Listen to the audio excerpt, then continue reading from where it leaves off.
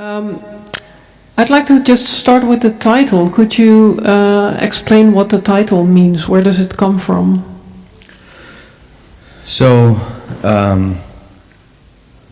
when I was looking up other Oakland novels, because I wanted to know, when you're trying to write something that's where you come from, you want to know who else has done it and how they've done it. And there isn't very much. There's Jack London and there's Gertrude Stein. And Jack London writes about the wilds and not really about Oakland.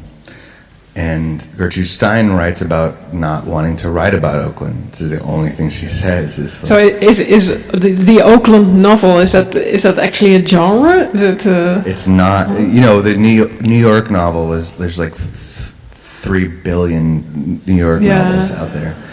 But the Oakland novel is not. So I was researching to see who else had written about Oakland and what they had said. And I found this, there is no there sort of quote, which is entrenched in something different than the way it's been interpreted. So, can you explain a bit about the quote? So she grew up in Oakland. Gertrude Stein did, until she was maybe like 14, and she left. She came back, and in her novel, Everybody's Autobiography, somebody's asking her, why don't you write about Oakland? She says, I don't know what there is to write about. There is no there. She's talking about where she grew up got developed over. And so it's unrecognizable to her what to write about. Where she came from is no longer there. So when I read that, I instantly saw the parallel to Native experience, like the experience to the land and to what this country was before colonization. And there was an immediate resonance and parallel that I understood between Native experience and her quote. So I knew it was going to be in the title somehow, and I didn't quite know how it would get there, and eventually landed on just the there part of it. It's also been sort of used or manipulated as saying, and even politically people say, like, if somebody's accused of something, they'll say there is no there. It's been used in really dumb ways. In what way is that? I don't... Like if they're investigating some shady politicians under Trump, okay, then there'll be like people responding, well, there's no there. Like there's nothing there. There's nothing there. You don't have to look there. It's a really dumb thing. Okay. But there's other people who have taken it to mean Oakland has no spirit, has no there-ness. There's no quality. When in fact I feel the opposite is true. Oakland is very much a place, and people from Oakland have a sense of place and self.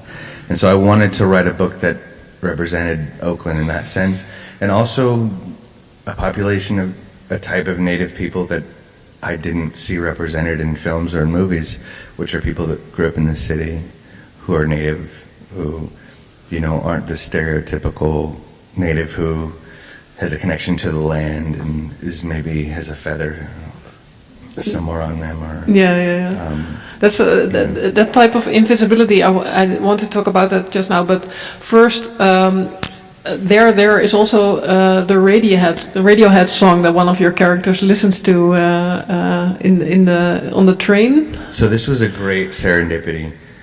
I love Radiohead. It's a very sad, dark song, though. Mm-hmm. There's not really hope in that song. So I had landed on there as a title, and then searched it on Google to see if anybody else had already had a novel by that name, because I loved it so much. I was like, I hope this isn't already taken. And I knew Hail to the Thief, which is the song that appears on, but I actually pirated the album Hail to the Thief. And the way I pirated it was 1 through 14, just track 01, track 02, track 02. So there's track 09, and that's how I knew that song. And so when I Googled it, I was like, there, and I played it. I was like, oh, track 09. And when I read the lyrics, it was a crazy thing because just because you feel it doesn't mean it's there is such a thematic quality to the book. And we are accidents waiting to happen is another refrain in the song that's so related to the book. So it's total coincidence. Yeah, but a beautiful one. And also, there is used to is used as a phrase to comfort people, which is so sort of an ironic twist on that. Yeah, it's not comforting. Yeah. The themes in the book are very dark, and themes like drug use, alcoholism, depression, teenage pregnancies. At some points in the book, I could feel that it is a book about Native Americans, but some things are also applicable to other disadvantaged groups in society. But there is one specific thing I thought that was so characteristics of the Native Americans, and that's the invisibility. Would you agree? Is that No, totally. I think sometimes people focus on the alcoholism piece, or substance abuse in general, and I think marginalized communities cope with systemic oppression through substance abuse. Self-medication. Yes. Yeah. So that to me is always not as interesting as the invisibility thing because, the population of Native people in America is about 2%. And not only is it small, and small for a reason, having to do with disease, genocide, and, other things, our very representation and self-identification has been attacked through a monolithic version of what it's supposed to mean to be Native. So not only were we wiped out, but then it was like the only way to be Native is to be sort of dead and historical with a headdress on. So it's like not only did you kill most of us so we don't have like automatic representation through population, we also have to be in the past to even exist as a real-looking Native person.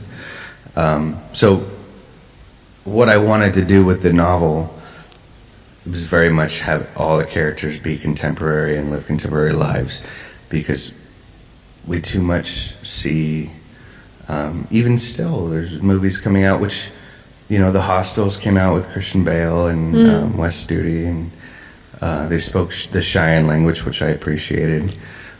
But it's still like, and the Coen brothers came out with the Ballad of Buster Scruggs. And what did you think of that?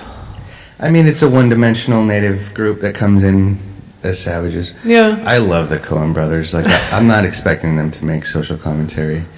Yeah. That's not the place for it. That's generous, though. I mean, I just think what I was trying to do was to extend the range of dynamics for people who have been made into one-dimensional people in movies and literature for so long. Yeah. And conveniently for people who don't want to have to think about the origins of a country based on theft and genocide. You talk about One Flew Over the Cuckoo's Nest also in the book. That's in the book by Ken Casey. The narrator is a Native American, and he's almost edited out of the film. There's what was his name again? Chief Bromden. He's got a tiny role. And another example is Thanksgiving. Can you explain to us what Thanksgiving is officially about and what it is? What really happened then? Is that something you could? I mean, it's so frustrating. I'm so sorry. There are facts that we can talk about, and there are traditions, and there are a wide range of families who celebrate it for different reasons. The meat of the conflict and the conversation that I've had with people over the years is, everyone has the day off.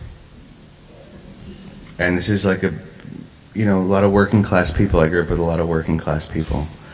And it's like, don't bring your stuff to, we could eat together. We all don't have to work.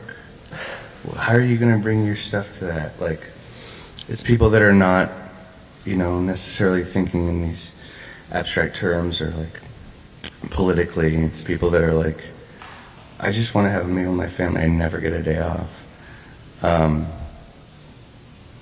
But the actual history, if you look into it with actual facts, is completely horrific. So over the past 6 years, I've protested it and not participated at all. I've been tricked into several Thanksgivings where it's like, this isn't Thanksgiving, my mom's just bringing food up, and then we're sitting down and there's turkey, and I'm like, how is this not Thanksgiving? And just this last Thanksgiving, we're with my side of the family, and my wife and son are with me, and I've been sort of protesting to my wife these past years, like, I'm just isolating myself, like, there's no way to deal with it that's gonna not be hypocritical, so I'll just go to the garage. On your own? Are you, and do what? I'll write. I'll just like isolate myself. So because it makes you so angry to. There's just no way to not do it. You don't want to. You always try to do it and not do it. There's no way to do both. The characters in your book describe how they celebrate not celebrating Thanksgiving, which is sort of a solution. I had an experience dating a Jehovah's Witness who they don't celebrate holidays because they're all pagan or whatever. And my sister was the president of the Native American conglomerate at SF State, the San Francisco State University. And we all celebrated not celebrating Thanksgiving together. That sounds good. For those two different reasons. Yeah. But just recently, like, I was with my family, my wife and son were there, and it was Thanksgiving. We all had it off, so we were spending it together. And it still came back around to, well, what do we do? Do we not hang out then? Yeah. As a way to protest? You should not have fun. Do we go out to dinner? Yeah. But no matter what you do, you're acknowledging that you're doing something together, so you're sort of doing... Anyway, it just gets complicated. Sorry I brought that up.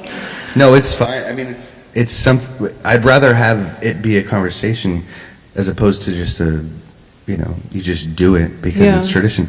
Tradition so often, like, you just do it because you just do it, is where a lot of the damage comes from. It's because you're not thinking about it. You can still even practice some traditions if you have the conversation around why we're doing stuff. It's more important than just doing it and having people be like, well, we just do it because we've always just done it. Yeah. That's where damage comes from. So you could even have turkey and acknowledge that this is a horrible, hypocritical event, but still, well, you have the day off, you have to be together, so... I'm not so rigid so as to, like, say, don't eat turkey. I don't like turkeys as beings. Like, I don't like them. What's wrong with turkeys as beings? They have the flobby... Just their attitude. Their attitude, yeah. I don't like them. Well... They do, well, they have a bit of an angry expression, but is that enough? They have a bad spirit to me. Yeah. Let's not talk about turkeys too long. There's another example of invisibility, and that's many characters in the book, they don't know a lot about Native American history and culture. So their own people is sort of invisible to them. How was that for you? Did you start? You started exploring that when your wife was pregnant, when you learned that you would be a father.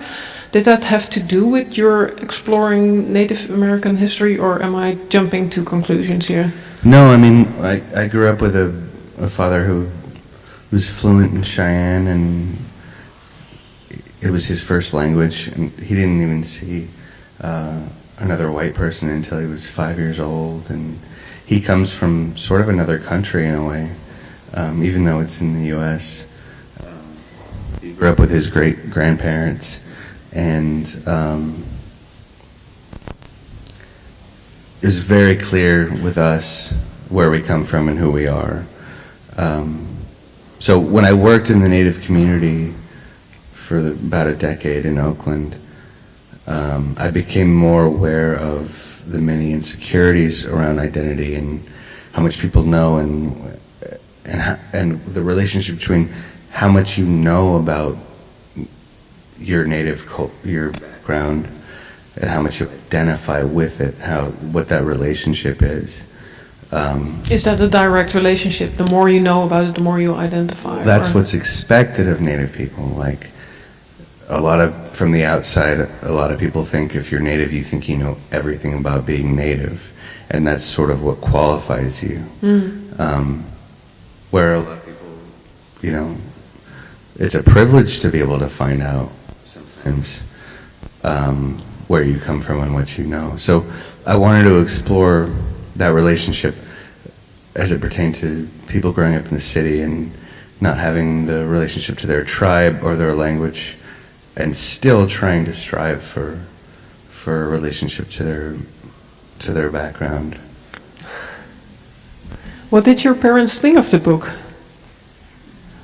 My dad said it was a very underhanded compliment.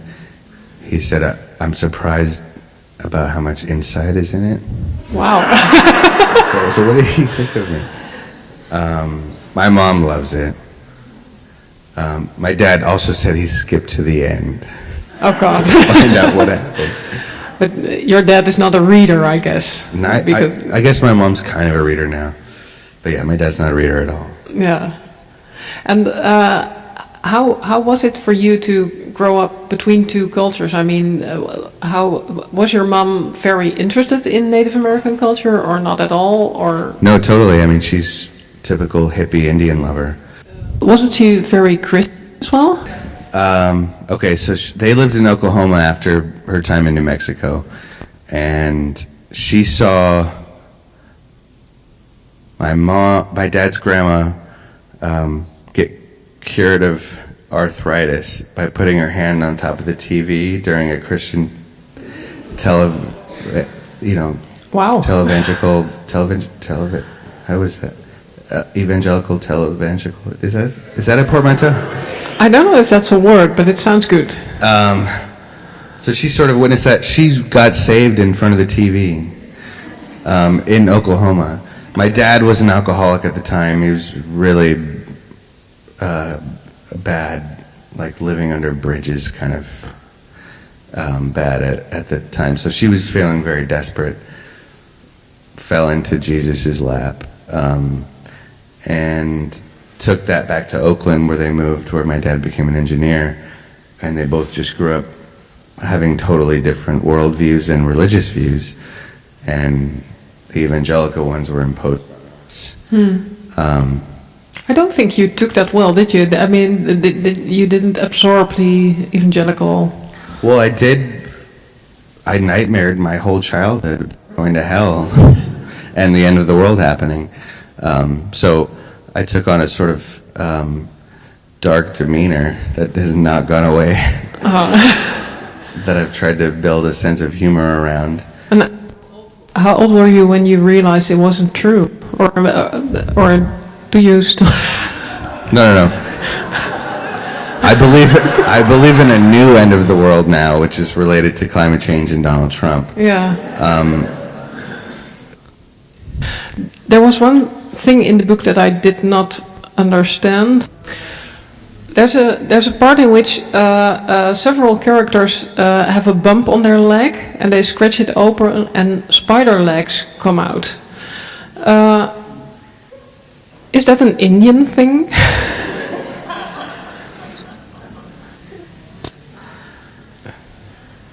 Okay, so a year after my son was born, started feeling a bump on my leg, and I didn't think I've always had skin problems, eczema, etc. But then this one started sort of poking out, and I ended up pulling 2 spider legs out of my own leg, out of a bump in my leg. So it was like a spider leg about this long, and there was a bend in the leg, and it skinnied at the end. You know, it was a spider leg. And was there a spider stuck in your leg? I don't know. With I the pulled other- 2 spider legs out, and we had them, and we showed our friends because it was weird. And I called my dad, and because it seemed like a weird Indian thing. And he was like, well, it sounds to me like he got witched. And I was like, well, what do I do? And he had no answers. And so I already had some spider themes in the book at that point. So I was like, well, I'll give it to my characters then, because I got to do something with it. And have you heard back from readers who also, no, you're still the only one? Scoured the internet for weeks. Yeah. Nothing about spider legs coming out of a leg. And nothing since from readers. If you look it up now, the only reference is you. Yeah. Wow. And have you considered going to a doctor? It never did anything to me aside from being in there, and then it came out. Yeah. I don't like doctors. They're so judgmental. Yeah. Yeah. Maybe when it comes to spider legs, they can be. So when I read it, I thought this must be some Indian religious thing, and then it occurred to me that there's not much religion in the book at all. So is there, what form does Indian religion take? So in the Thomas Frank chapter I started reading from, that's probably the most religious undertoned chapter. So Native American Church is a sect of kind of religion where people take peyote in a teepee, and that's Remind us what peyote is. it's a cactus, the psychedelic. And so my parents met in one of these ceremonies. They both still practice this, and so does everyone else in my family. So there was a moment that I referenced in that Thomas Frank chapter where, so my mom's crazy evangelical, my dad's a roadman, which is somebody who leads peyote ceremonies, and my sister, my oldest sister, took too much PCP. Is that the active ingredient in peyote, or No, what it's is a it? totally separate drug. Okay, I'm not. Angel dust, it's a crazy drug, it makes people crazy. Okay. So a part in that chapter I reference, she comes home. I'm referencing this because it's like one of the most religious moments in the novel, even though I don't touch on religion. She comes home, and this really happened. This is why this part is the most autobiographical. She comes home very high on PCP, and my dad at the time had been trying to compromise what my mom considered demonic as going to these ceremonies by coming to church. So she came home very high on PCP, and her voice dropped into this lower register that you think of as demonic from movies or whatever. And she was yelling at people in the house, and she yelled at my dad, and they were fighting, and she yelled in this demon voice, "You don't even know what religion you believe, you don't even know what God you believe in." So I write about that in this chapter, and it was an intensely spiritual religious moment for me, because here I am, a young kid, scared of this religion actually being true and going to hell or the end of the world happening. And here I see my sister turning into a demon, yelling at my dad about some real stuff that's actually happening with him. And it was a super scary moment that no longer scares me or is like, it's not a fragile part of my life anymore. I've contextualized it and I've come to a different understanding about my religious beliefs. And but it ended up in the novel, and it was a very serious disruption and rupture in our family at the time. And shortly after my parents split up, it was a very traumatic, intense time in our family. Mm. But you're smiling about it. It's It's a weird thing. Yeah. So this Thomas Frank character is the closest to you. You're not a drummer. You're a piano player. So did your parents think you were playing the piano when you were still inside your mom, or was no? That's all fiction. That's all fiction. When I read the book, I thought that there was another character that might have been closer to you, and that's the Dean Oxendine character, who is also listening to Radiohead on his headphones, and who does a sort of oral history project with Native Americans. He is trying to make a movie about them, a documentary. And in a way, that's what you've done with this book, isn't it? Telling the stories of, more than 20 different people. And so I was surprised that you weren't Dean Oxendine, but that there was another character closer to you. So I did go in front of a panel for a storytelling project grant, and I did get that grant from the City of Oakland Cultural Arts Grant, and I did not do anything except for the fictional chapter.